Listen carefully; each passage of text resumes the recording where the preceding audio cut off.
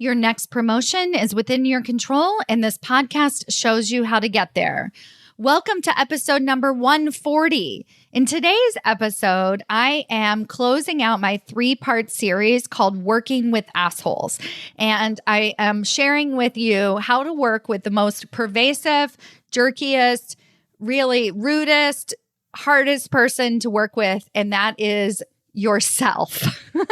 I'm going to show you how to get out of it and not only work with the asshole that is yourself, but find your way to the other side. Listen on. Welcome to Maximize Your Career with Stacy Mayer, a podcast about achieving your career goals while also being yourself.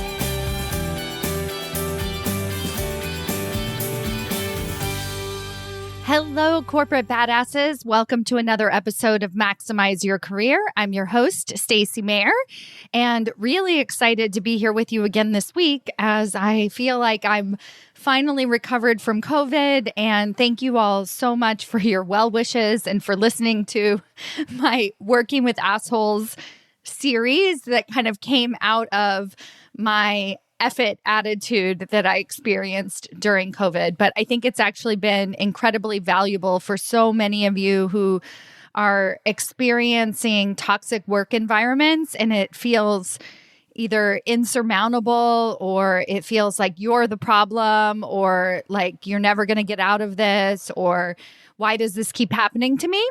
And I've been able to lay out for you over the past 3 episodes exactly why this does keep happening to you and hopefully normalizing it for you so that you can find a way out of these environments that really aren't helpful, and also know that this is something that is happening very regularly in the corporate world and it's still happening. And the thing that amazes me so much is I was talking about how women are still being told that their role in a meeting is to smile and look pretty. And so many people, only men, so many men said this can't possibly still be happening. I had so many people write me and say, this is not actually still happening, is it? And I said, yes, absolutely it is. And of course, like I said, no women wrote me and said, this can't be happening. The women who wrote me, they said, you won't believe what's been told to me. And I said, well, of course I believe it, right?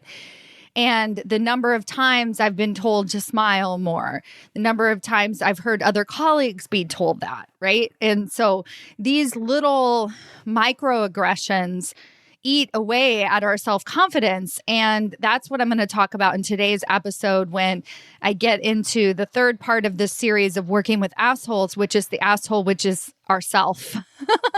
I'll explain what all that means here in a minute. But before I do that, I wanted to share with you one of the wins inside of Executive Ahead of Time.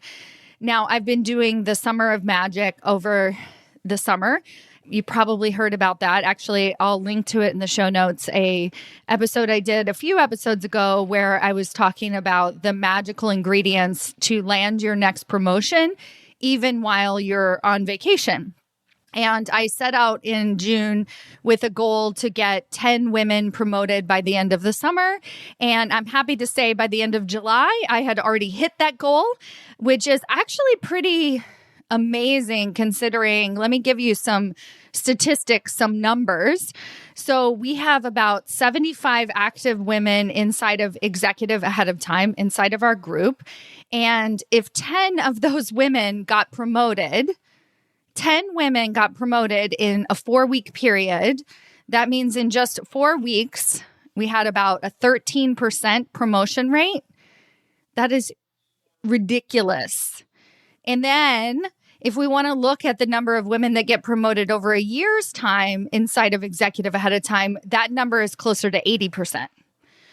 So the process that I'm teaching you inside of Executive Ahead of Time really does get you promoted into that next level of executive leadership.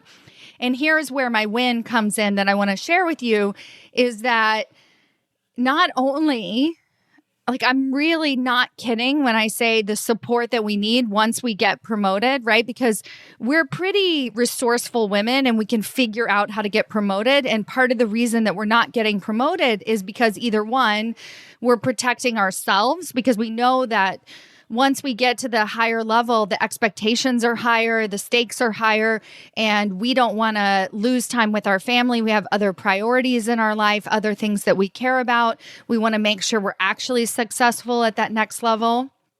Or two, we know that getting promoted is only a small part of the process. And so that's what happens also in executive ahead of time, is that once we get the promotion, then we figure out how to navigate the world at the next level. Okay. And so the win that I want to share with you inside of executive ahead of time, it was shared just yesterday, and a woman who got promoted, I guess it was probably in April. She said that the VP of operations reached out to her to talk about collecting some open invoices that hadn't been able to be collected from a client. So basically, you could say insert project here. The VP of operations, first of all, it's a win, because if anybody is reaching out to you for your input versus like, I'm going to reach out to you because I need you to go collect these invoices, that's not the case. So the VP of operations reached out to her and said, hey, I want to talk to you about what's going on here and see what your thoughts are. So already that's a huge win, because that means she's already built trust with her executive leadership team, so much so that they look to her to be that voice, to be that idea maker, that person that's going to provide input. And so not only did she get the meeting, she used my advice. She said, I channeled Stacy in the meeting and I showed up with the VP as a peer. And this is something that I teach inside of executive ahead of time, is that we don't show up as somebody that's 2 levels down from this person. We really engage with them as a peer-to-peer relationship. And I think a lot of the challenges that we have in executive leadership is because this hierarchy is already set up for somebody else to be more important than us. It's set up that way, right? We have titles, we have it's like, this archaic structure of having people that are more important than other people. And honestly, I think that structure is actually really, really good, because when we look at flat organizations, they have a whole nother slew of problems that they face because there is no hierarchy. And so I don't mind somebody being in charge, and I don't mind somebody being the leader and the decision maker. But I think where it comes into be a problem is that when we start to feel like we have power over other people. And so this woman, this VP that she had reached out to, she has built this relationship with her. So she felt like she could just show up as herself and bring her ideas peer to peer. So this was huge, huge. And then at the end of the meeting, she wrote that she said she'd love to have lunch when she's in the area, a new ally. And an added bonus is that I was able to bring it up with my boss today to show my work. So this is the final piece of the puzzle, right? So we're doing lots of different things when we're setting ourselves up to be successful at executive leadership. And there's lots of different moving parts. But the good news is once you kind of get into this rhythm, she didn't need direct coaching from me. She knew the process. So it wasn't enough to just have a peer-to-peer call with her VP. Then she had to offer, hey, we should meet up the next time that you're in town. Her VP, of course, said yes. Actually, I think her VP brought it up. I should meet with you the next time I'm in town. Huge, huge win. Then you go back to your boss and you actually say, hey, I met with the VP and we strategized about some ideas on how to get these open invoices going. And then now her boss is impressed by her and her ability to create this relationship with the vice president, so that when a promotion opportunity does open up, her boss is going to be like, of course she's ready. She's already built these relationships. She's incredibly proactive. She knows what it takes to succeed at the executive level.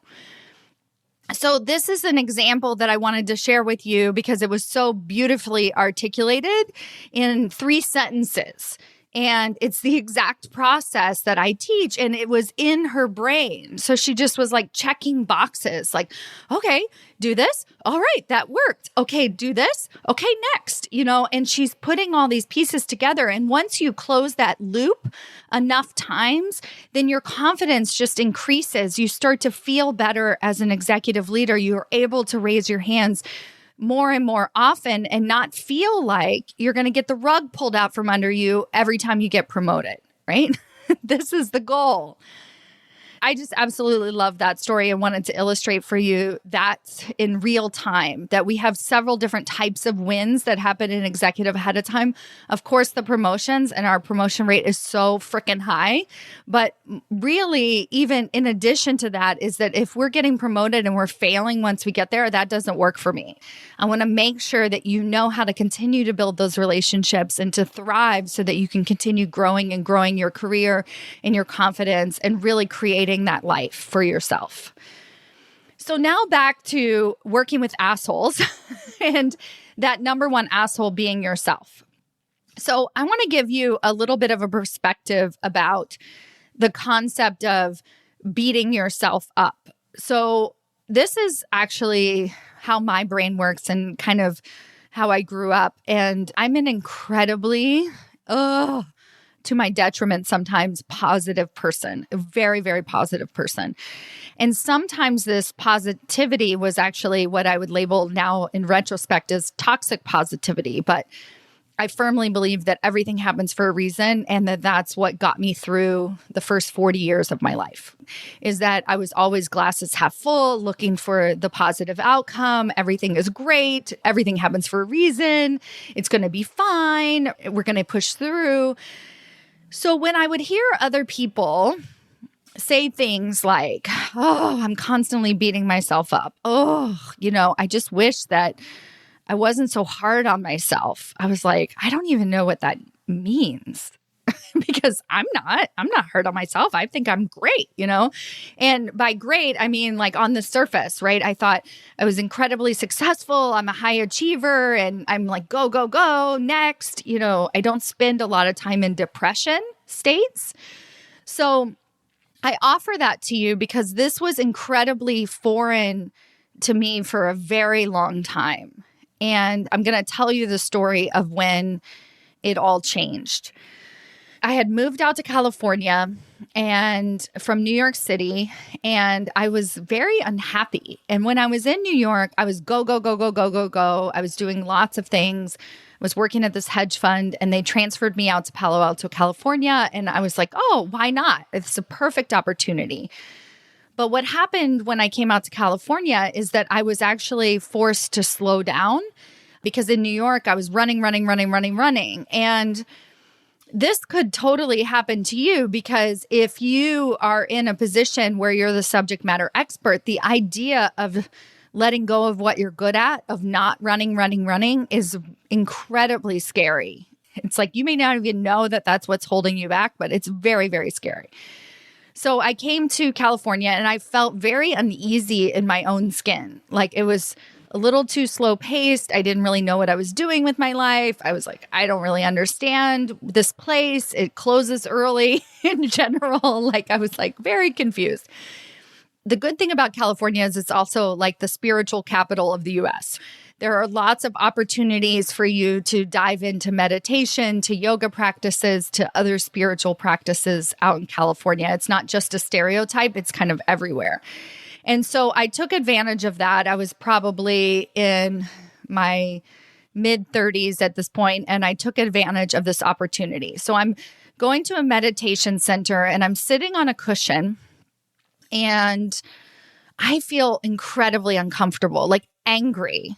And the meditation instructor is not really giving us a lot of guidance. He's just saying, breathe in, breathe out. And it's a day-long retreat, like 8 hours of this. And I'm like freaking out. My head is spinning. I'm like visibly angry, like sweating. I got up a couple times and paced around the room. And I went and talked to the head of the group, and because he actually pulled me aside, he's like, are you okay? And I'm like, no, I'm not okay. I am very uncomfortable. I don't want to be here. This is ridiculous, right? I was getting very angry. And he said, you're acting like my teenage daughter. And I was like, what? And it's like, felt like a slap in the face, but a knowing, right? A very, very deep knowing. And I was like, excuse me? And then he just sat there and I was like, I knew exactly what he was talking about. And in that moment, I realized nothing was going wrong in my life, but yet I was still so frustrated, so angry, so anxious, all of these things. And all I was doing was sitting on a meditation cushion. And that's when I realized that I was the asshole. I was the asshole. I was the problem.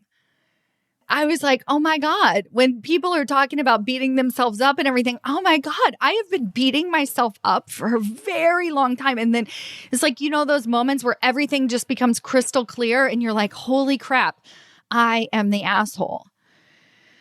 And so I want to offer to you those moments of frustration and rolling your eyes and judgment and anger and resentment and all of these things that are happening for you at work, that you are the asshole. And I want you to start listening to the words that you say to yourself. Start understanding that what you're saying is not actually true. So I talked in the last episode about how your boss can be an asshole. Now, that is a totally different story. You can have somebody around you and be frustrated at that person. But like I shared with you, the solution in the last episode is that your solution is going to be to detach from it a little bit so that you can start to gain that perspective and figure out what the heck you're going to do about it. I don't want you to stay in abusive relationships at work. But I really want you to understand what you're saying to yourself on a regular basis. So there's the extreme things that you're saying to yourself, which is like, I hate it here. This place is terrible. And like, they're so stupid. So whenever you're saying those things, those types of judgments, look within yourself and really ask yourself, why am I so frustrated? Where am I not taking responsibility here and making a change? Because if you really do hate it that much, if it really is that bad wherever you are, if your situation is so horrible, get the frick out. We put up with a lot of crap at work that we shouldn't put up with. If that person was our spouse being mean to us, like in the asshole bosses, we would be out of there. Like, we are very strong women. We don't put up with abusive relationships, yet at work, we're letting this abuse happen to us. Now, I don't want to say this, that you're a victim, that's like your fault. But what I do want to say is that you have a lot more control and power than you think that you do. And so what you're going to do is you're going to start to turn that judgment and be like, wow, I say a lot of asshole thoughts throughout the day. And yes, I call them my boss, my work, my situation. I'm swamped, all of these things. But what I'm really not doing is taking responsibility. And once you can take responsibility, and like I said in last week's episode, that responsibility starts with neutrality, just stopping. Like, what if I just stopped the judgment, stopped rolling my eyes? Like, does any of that help? If rolling our eyes actually helped the other person, the person who may or may not actually be an asshole, change, like, they would all be changed. We would have more women in leadership, but that is not the path to change. So let's stop being an asshole and let's figure it out. Let's be our authentic power. That powerful corporate badass that is going to resolve the situation and get herself into a higher level position with or without this company because they deserve it. That is not being an asshole. That's figuring out what you need to do. Now, there's this other more subtle way that we're assholes to ourselves. So that's the judgment side, which happens a lot, right? You'll see it. There's frustration. And I'm all about owning the fact that people upset us and frustrate us and these things are happening. I don't want to diminish those emotions, but what I do want you to start to do is recognize that that's the pattern that you're living in. And as long as you're living in that pattern, you're going to continue creating more of that.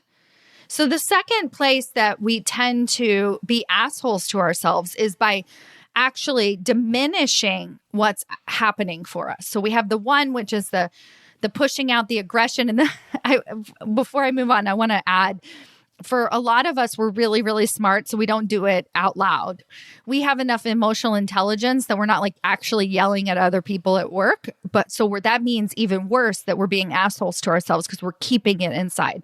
We're holding on to that anger, that frustration, that resentment. And we're just keeping it and bottling it up. And I encourage the women inside of Executive ahead of time to share, to say, this isn't working for me. I want you to get angry, but in a productive way, not in a just like this way where we just like self-perpetuating cycle inside our brain over and over and over again where we can never get out of it. There is a way out. So the other side is this like lowering our expectations. And this is a huge pervasive way of being an asshole to ourselves. So we self-protect. And I call this failing ahead of time. And what happens for us when we fail ahead of time is we don't actually believe that success can happen to us. So subtly, right? Like if you say it out loud, you're like, of course, right? Oh my God, the number of times that I'd be like, yeah, I can be on Broadway. I can have a hit television show. Like when I was an actress, right? When I was working on the hedge fund, I would be like, oh yeah, I could be a VP. I just don't want to be. And I wasn't actually taking steps to get there, but I would just kind of have this thing in my head. And so what happens for a lot of women is they'll use language like, we'll see, or I can't believe this happened to me again, or, maybe I'm just not ready. I have imposter syndrome. All of these self-loathing thoughts. These are really shitty asshole thoughts that we say to ourselves on a regular basis that keeps us playing incredibly small.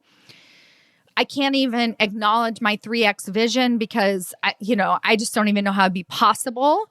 Or I don't want to give up my freedom, like whatever that might be. And I'll say to women in the 3X vision, put all the opposite of all the things you don't want in your 3X vision. So if you don't want to be swamped, be like, I have an opportunity where I am included in the conversation, but I'm also able to say no, where people just tap me on the shoulder for opportunities, where I have a team that really supports me. You can take all the things that you hate or that you're afraid of happening at those higher level positions, and then you just create that as the opposite of that as part of your 3X vision.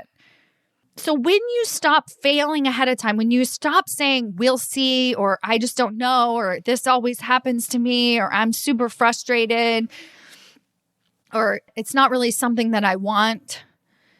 When you stop those words, when you stop failing ahead of time, what are you left with? And again, it's this neutral space of determination. It's this neutral space of focus. It's saying, hey, I am on the right path and I am taking steps forward. Not everything is perfect, but I am growing and I'm moving and I'm challenging myself to do a little bit better each day. That is the opposite of failing ahead of time. When you stop being an asshole to yourself, you actually start making forward progress. So I hope in today's episode, you really understand that this idea of being an asshole to ourselves is actually the hardest thing for us to change. We can change our boss. We can change our relationship with our peers and stop caring what they think, or even find another job where we love our peers. But stopping being an asshole to yourself is a lifelong practice. So 10 years ago, when I was sitting on that meditation cushion, realizing how much of an asshole I have been to myself for so many years, that was only the beginning. I realize on a regular basis how much of an asshole to myself I am all the time. Like, I'll give you an example from today, right? I have little children at home and I don't like them being on their screens, but yet I have to do certain things for work at certain times. And so instead of just being focused on myself, or even just, let's say I'm not doing something for work, but let's say I just want to relax. I want to close my eyes for 10 minutes. I can't even take care of myself because not only are they on their screens, but then I can't take the time to myself because I feel bad about myself as a mom for even letting them be on the screen. So I can't take the 10 minutes to really just calm down, to relax, to do self-care, whatever that might be, because I'm thinking about how I'm a bad mom, right? Like that's just an example of how we're assholes to ourselves. So I am an asshole to myself every single day, but I am so much better than I used to be. I mean, I was in complete denial more than 10 years ago. Complete denial. I was like, no, I'm not an asshole. So even if in today's episode, you can start to acknowledge that this is really the pervasive part of the challenge, be willing to just sort of soften that assholeness, like roll your eyes a little bit less, judge other people at work a little bit less, judge yourself a little bit less, set your standards a little bit higher. Know that you are not only fully capable of that next level of creating that 3X vision that you really, really want and desire, but that it's actually a lot closer than you think. And it starts with dissolving this assholeness just a little bit. All right. Thank you so much for being here, and I'll see you next week. Bye.